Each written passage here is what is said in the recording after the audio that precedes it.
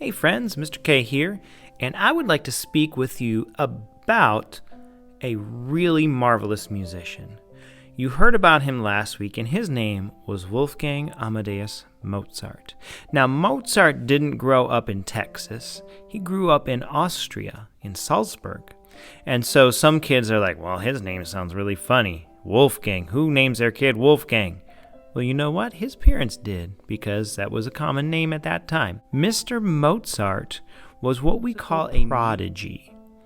That means when he was basically at a skill level that was better than all of the adults around him. He was a musical genius at the time. Reports have it that when he was 3 years old, he was learning how to play the piano just by listening to his sister's lessons.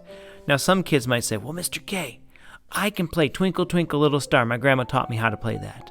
That's fantastic. I remember learning some piano pieces from my dad when I was little on a little musical keyboard, and we learned how to play on there, right? But what made Mozart different as a kid, as a 5-year-old, as a 6-year-old, was that he could play things like this.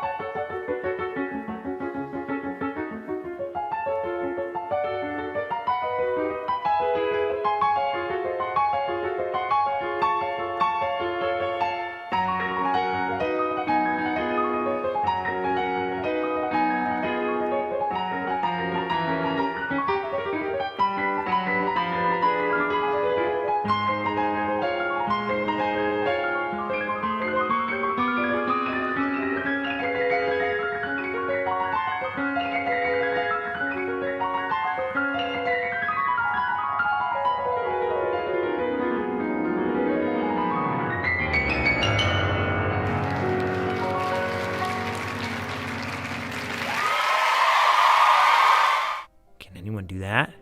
I know that's something Mr. K can't do. I don't even know if Miss Holland can do that kind of stuff. That's pretty darn impressive. Mr. Mozart was what we call a musical prodigy. And when he was a kid, he traveled all around because his dad wanted other people to hear him play and be amazed by the incredible talent that he had. Now, if you're at home, you can talk about this with your family. If you're at school, you can have a class discussion about this. But the question I have for you is to kind of consider, what would it be like to see or hear a musical prodigy? In other words, what if Mr. Mozart came to Harrington and did a concert? What would that be like? Why would that be amazing? Why would that be special? Why would that be something that made people interested?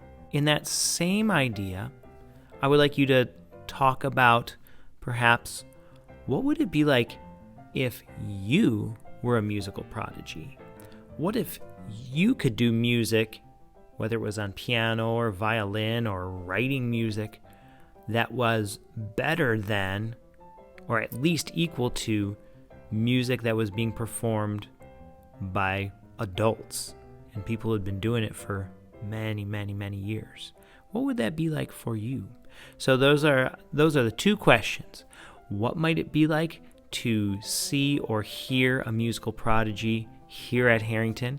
And what might it be like if you were a musical prodigy? Something to think about. All right, y'all. Take care. Enjoy the rest of the lesson.